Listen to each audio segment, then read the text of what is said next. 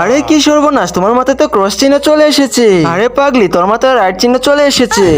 মা, মা, আরে মা, তোমারও দেখি ক্রস চিহ্ন চলে এসেছে। আরে বাবা দেখো, আমারও রাইট চিহ্ন চলে এসেছে। তো আমাদের সবার চিহ্ন কেন আসলো?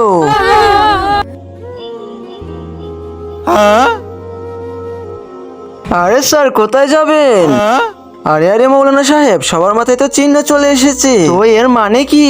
যার মাথায় ক্রস চিহ্ন এসেছে তারা শীঘ্রই মারা যাবে, আর যার মাথায় রাইট চিহ্ন এসেছে সে আরো অনেক বছর বাঁচবে।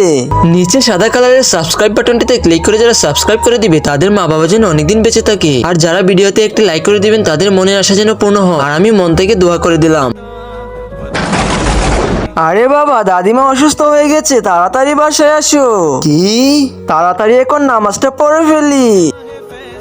হে আল্লাহ, আপনি আমার সমস্ত গুনাহকে মাফ করে দেন।